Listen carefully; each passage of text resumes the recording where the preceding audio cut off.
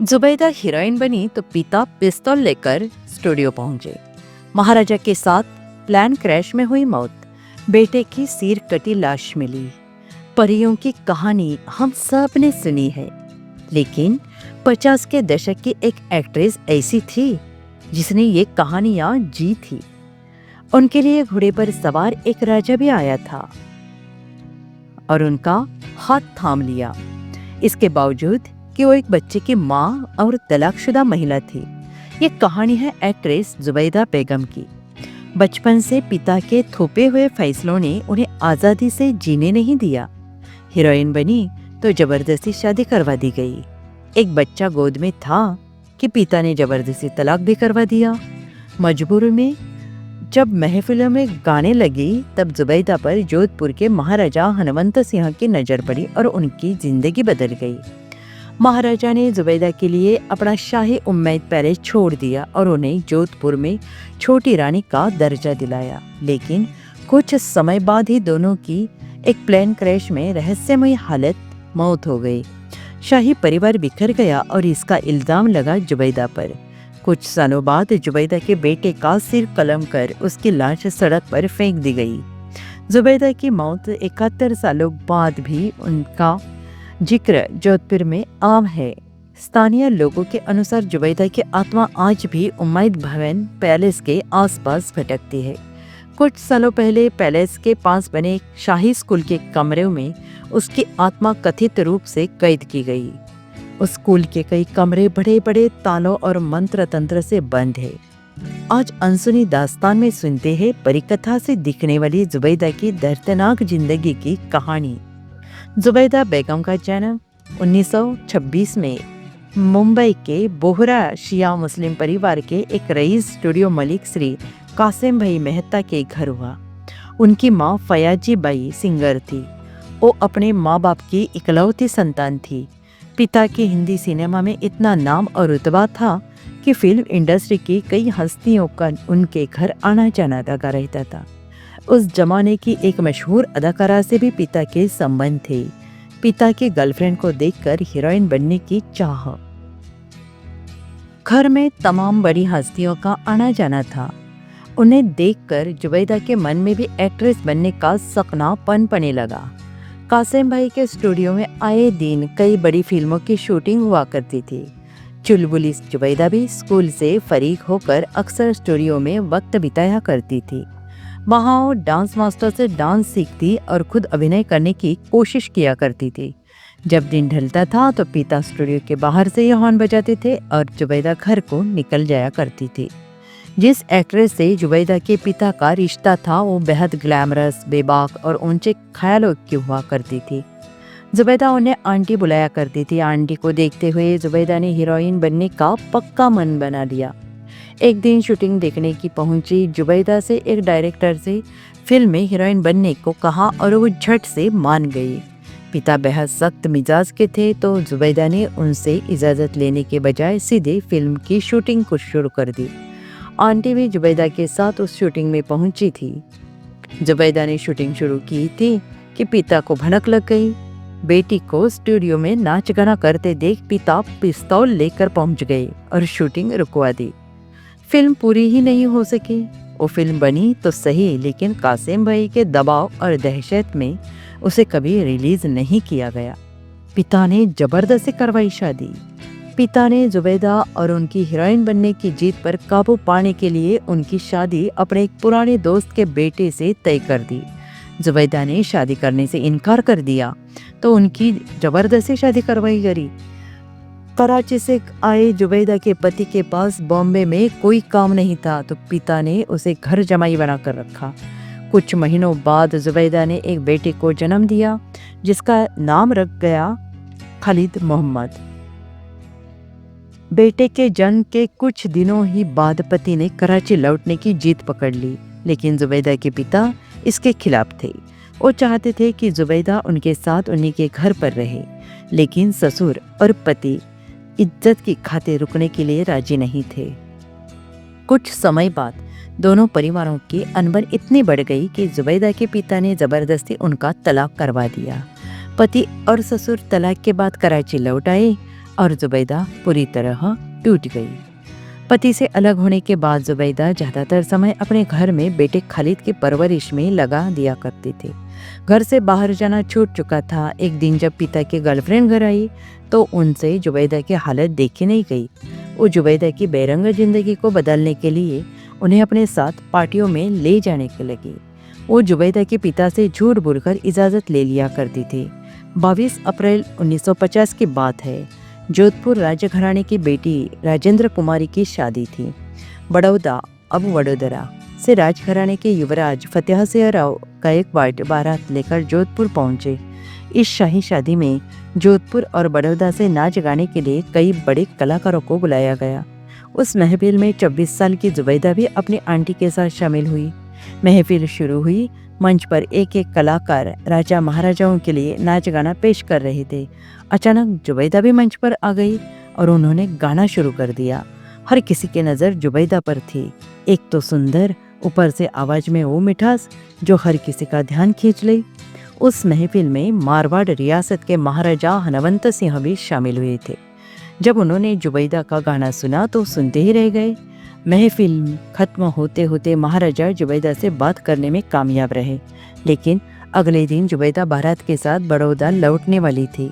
जुबैदा बड़ौदा के लिए रवाना हुई जरूर, लेकिन तबीयत नासाज होने पर अगले स्टेशन में ट्रेन से उतर गई।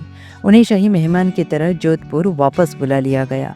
वापस लौटकर जुबैदा महाराजा के विश्वास पात्र भारतेंद्र सिंह के बंगले में मेहमान बनकर रुकी। जुबैदा की मौजूदगी में भारतेंद्र सिंह ने शाम को बंगले में ही एक महफिल रखी, जिसमें महाराजा हनवंत सिंह मेहमान बनकर पहुंचे। महफिल खत्म होते ही महाराजा अपने महल लौटने को हुए। उनके महफिल छोड़ने से पहले ही जुबैदा ने हिम्मत की और कहा, कल आप जरूर आइएगा, आपको कुछ खास सुनाना है। हनुमंत सिंह, खास?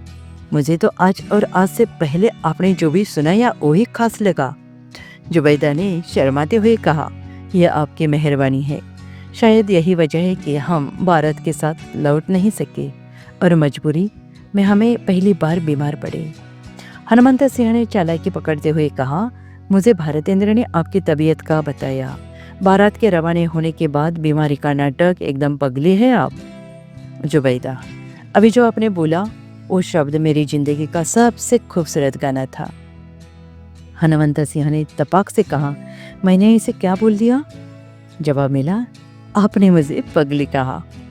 हनुमंत सिंह बोले, अगर तुम्हें ये पसंद आया तो मैं अब तुम्हें पगली ही कहूँगा। बातचीत में दोनों भाप गए कि उनका ये रिश्ता लंबे समय तक कायम रहने वाला है। कुछ दिनों बाद जुबैदा ने जोधपुर से बॉम्बे लौटने का मन बना लिया। महाराजा ने उन्हें अपने पास रुकने की खूब कोशिशें की, लेकिन सख्त पिता और उनकी इजाज़त न होने पर उन्होंने लौटना ही ठीक समझा। जुबैदा के बॉम्बे लौटते ही महाराजा हनवंत सिंह बेचैन से रहने लगे। वो जुबैदा से मिलने के लिए ऐसे उतावले हुए कि उन्होंने अपने करीबी खुशवंत सिंह को जुबैदा को खोजने बॉम्बे भेज दिया। खुशवंत सिंह कामयाब हुआ और सही पता जानते ही महाराज खुद बॉम्बे पहुंच गए। महाराजा हनवंत सिंह मुंबई आकर चर्च गेट के पास स्थित एस्टोरिया होटल में ठहरे। आखिरकार उन्होंने अपने करीबी की मदद से जुबैदा को मिलने बुला ही लिया। मुलाकातें हुई और दोनों ने एक दूसरे के साथ जिंदगी गुजारने का फैसला कर लिया। लेकिन ऐसा होना आसान नहीं था। हनवंत सिंह जोधपुर के राजा थे और जुबैदा मुस्लिम एक्ट्रेस। पहले ही 2 शादियां कर चुके थे महाराजा हनवंत सिंह जोधपुर के राजा उम्मेद सिंह के बेटे थे। 12 जून 1923 में उनका जन्म जोधपुर में हुआ था। शाही रीति रिवाजों के अनुसार महज 20 साल की उम्र में 1943 में महाराजा हनवंत सिंह की शादी ध्रांगध्रा की राजकुमारी कृष्णा कुमारी से हुई थी। 4 साल बाद 1947 में महाराजा हनवंत सिंह जोधपुर रियासत के राजा बने। 1948 में उन्होंने 19 साल की उम्र के स्कॉटिश नर्स सैंड्रा से दूसरी शादी की। शादी से पहले उन्होंने सैंड्रा का धर्म परिवर्तन करवाया और उसे शांता देवी नाम दिया। 1.5 साल बाद जब सैंड्रा इंग्लैंड लौट गई तो महाराजा ने उन्हें मनाकर लाने की कई कोशिशें की, लेकिन वो नहीं लौटी। महाराजा अपनी पहली पत्नी महारानी कृष्णा कुमारी के साथ उम्मेद भवन पैलेस में रहते थे। वहीं दूसरी तरफ जुबैदा के पिता भी सख्त मिजाज के आदमी थे जो उनकी जिंदगी का हर फैसला खुद लिया करते थे। दोनों के रिश्ते का खुलासा तब हुआ जब महाराजा के भेजे जा रहे कीमती तोहफे की भनक जुबैदा की माँ फयाजी बेगम को लगे। माँ को मनाने के लिए एक दिन जुबैदा ने महाराजा को घर बुला लिया। मुलाकात में माँ फयाजी ने महाराजा को साफ इनकार कर दिया। उन्होंने कहा दिया कि हम मुस्लिम हैं और बेटी ना धर्म बदलेगी ना दूसरी औरतों के साथ सुल्तान बनकर रहेगी। महाराजा ने उन्हें आश्वासन दिया कि उनका प्यार कोई दिखावा नहीं और ताउम्र जुबैदा का साथ निभाएंगे। माँ का मन बदला तो जरूर, लेकिन उन्होंने जुबैदा के सामने एक मुश्किल शर्त रख दी। शर्त ये थी कि अगर जुबैदा महाराजा से शादी करना चाहती है तो उन्हें अपने 2 साल के बेटे खालिद को छोड़कर जाना होगा। जुबैदा अड़ गई कि वो किसी भी हाल में अपने बेटे को नहीं छोड़ेगी, लेकिन माँ ने कहा कि जुबैदा की शादी कर हिंदू बनने के बाद उनकी अपनी कोई संतान नहीं होगी। ऐसे में खालिद की परवरिश वो खुद करेगी, जो उनका सहारा बनेगा। आखिरकार जुबैदा को माँ की शर्त माननी पड़ी। हालांकि पिता इन सब बातों से अनजान थे। एक दिन मौका पाते ही महाराजा हनुमंत सिंह जुबैदा को अपने साथ जोधपुर ले गए। 23 साल की जुबैदा ने 17 दिसंबर 1950 को ब्यावर के आर्य समाज के रीति रिवाजों के साथ महाराजा हनुमंत सिंह से शादी की और हिंदू धर्म अपना लिया। धर्म बदलने पर जुबैदा का नाम विद्या रानी रख दिया गया। धर्म परिवर्तन के लिए मंदिर में हवन भी रख करवाया गया, जिसका सबूत आज भी ब्यावर के मंदिर में दर्ज है। जब महाराजा जुबैदा को लेकर जोधपुर के महल उम्मेद भवन गए तो शाही घराने ने एक मुस्लिम एक्ट्रेस को बहू के रूप में अपनाने से साफ इनकार कर दिया। ऐसे में महाराजा ने उन्हें मेहरानगढ़ के किले में रखा। जुबैदा को महाराजा ने शादी के बाद छोटी रानी का दर्जा तो दिया, लेकिन राजघराने और राजपूत समाज ने उन्हें कभी अपनाया नहीं। जुबैदा को उम्मेद पैलेस भवन में होने वाली किसी भी चर्चा में शामिल होने की अनुमति नहीं थी। उन्हें कभी शाही सलाहकारों में शामिल नहीं किया गया, जबकि महाराजा की पहली पत्नी कृष्णा कुमारी को आगे जाकर राजमाता की उपाधि दी गई और सभी शाही फैसले उनसे सलाह मशवरा के बाद ही लिए जाते थे। हालांकि वो और बड़ी रानी कृष्णा कुमारी अच्छी दोस्त बन चुकी थी। समय बीतता गया और जुबैदा न चाहते हुए शाही रीति रिवाजों का अपनाने लगी। शादी के 1 साल बाद 2 अगस्त 1991 में जुबैदा ने महाराजा हनुमंत सिंह के बेटे राव राजा हुकुम सिंह को जन्म दिया। राव राजा हुकुम सिंह को टुटू बन्ना कहा जाता था। महाराजा जुबैदा को समय समय पर उनके परिवार से मिलने बॉम्बे ले जाया करते थे, लेकिन हालांकि वो चंद मिनटों के लिए ही अपने पहले बेटे खालिद मोहम्मद से मिल पाती थी। जुबैदा और हनुमंत सिंह कभी उन्होंने शादी नहीं की। कुछ महीनों पहले आर्य समाज से जुड़े ओम मुनि ने दैनिक भास्कर को बताया कि मंदिर में सिर्फ धर्म परिवर्तन के प्रमाण हैं, शादी के नहीं। शादी पर सवाल इसलिए भी उठाया गया क्योंकि आर्य समाज के नियमों के अनुसार एक पत्नी होते हुए दूसरी शादी करना संभव नहीं था। एक इंटरव्यू में जोधपुर के घराने के पूर्व मुखिया गजा सिंह ने बताया कि जुबैदा उनकी महारानी नहीं बल्कि सिर्फ परियादत थी। परियादत यानी ऐसी महिलाएं जिन्हें राजा महाराजा अपने लिए नज़रबंद करके रखते थे। एक चुनाव से आई जुबैदा और महाराजा में दुरैया। भारत को आज़ादी मिलने के बाद राजशाही खत्म की जा रही थी और सरकार बन रही थी। 1949 में राजस्थान राज्य बना और वहाँ के मुख्यमंत्री कांग्रेस के जय नारायण व्यास चुने गए। जोधपुर में अपनी पकड़ बनाने रखने के लिए 1992 में महाराजा हनुमंत सिंह ने आखिर भारतीय राम राज्य परिषद पार्टी बनाई और खुद चुनाव में उतरे। उन्होंने लोकसभा और विधानसभा चुनाव में पूरे मारवाड़ से अपने प्रत्याशी खड़े कर दिए और लगभग सभी सीटों पर कांग्रेस के खिलाफ जीत हासिल की। हनुमंत सिंह खुद सरदारपुरा की विधानसभा सीट के लिए तत्कालीन मुख्यमंत्री जय नारायण के सामने खड़े हुए और जीते। चुनाव जीतने के लिए महाराजा हनुमंत सिंह ज़्यादातर समय अपनी पहली पत्नी महारानी कृष्णा कुमारी के साथ चुनाव प्रचार प्रसार करते हुए बिताते थे। ऐसे में जुबैदा और उनके बीच दूरियां बढ़ने लगी। जुबैदा को चुनावी मामलों से दूर रखा जाता था क्योंकि मुस्लिम जुबैदा के चलते उनके राजपुताना वोटर कम हो सकते थे। इन सब दायरों से अकेलेपन में जुबैदा को ढकेल लिया। प्लेन क्रैश में हुई रहस्यमयी हालात में मौत गुत्थी आज भी अनसुलझी। और 26 जनवरी 1952 का दिन था। चुनाव के नतीजे आने में बस कुछ ही दिन बचे थे। महाराजा हनुमंत सिंह बड़ी महारानी कृष्णा के साथ हड़बड़ी में एक शहर के लिए रवाना होने वाले थे कि जुबैदा ने खुद साथ जाने की जिद पकड़ ली। महाराजा हनुमंत सिंह समझाते रहे कि उनका साथ जाना ठीक नहीं होगा, लेकिन जुबैदा नहीं मानी और एयरक्राफ्ट की सीट पर जाकर बैठ गई। उस एयरक्राफ्ट में सिर्फ 2 ही सीट थी। ऐसे में कृष्णा कुमारी को जोधपुर में ही रुकना पड़ा। उड़ान भरने के कुछ समय बाद ही सुमेरपुर के पास प्लेन क्रैश हुआ, जिसमें 26 साल की जुबैदा और 28 साल के महाराजा हनुमंत सिंह की मौत हो गई। कई लोगों ने महाराजा की मौत के लिए जुबैदा की जीत को जिम्मेदार ठहराया। वहीं कुछ लोगों का कहना है कि महाराजा महज 4 घंटे की नींद लेकर प्लेन उड़ा रहे थे, जिसमें हादसा हुआ। कुछ लोगों का तो ये मानना है कि महाराजा का चुनाव में जीतते देख अपोजिशन ने उनके मौत की साजिश रची। जुबैदा पर बनी साल 2001 में रिलीज हुई फिल्म जुबैदा के अनुसार जुबैदा नहीं चाहती थी कि महाराज उनसे दूर रहे, इसलिए उन्होंने महाराजा के साथ आत्महत्या कर ली। उस फिल्म का स्क्रीन प्ले जुबैदा की पहली शादी से हुए बेटे खालिद मोहम्मद ने लिखा था।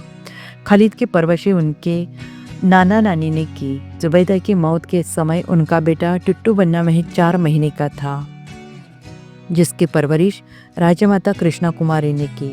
टुट्टू बन्ना की शादी अलवर के राव राजा दलजीत सिंह की बेटी राव रानी राजेश्वरी कुमारी राठौड़ से हुई। इनका एक बेटा परीक्षित और एक बेटी जयानंदिनी हुई। 17 अप्रैल 1981 को टुट्टू बन्ना का सिर कटा शरीर जोधपुर की सड़क पर मिला। उन्हें की तलवार से मारा गया था और शरीर पर 20 गहरे जख्म थे। उनकी हत्या आज भी अनसुलझी है। आज भी जोधपुर के स्थानीय लोगों का मानना है कि जुबैदा की आत्मा उम्मेद भवन पैलेस और रॉयल फैमिली के स्कूल में भटकती है। स्कूल के कई कमरे बड़े बड़े तालों और तंत्र मंत्र से बंद कर दिए गए हैं। स्थानीय लोग बताते हैं कि ऐसा उसके रूह को कैद करने के लिए कहा गया है।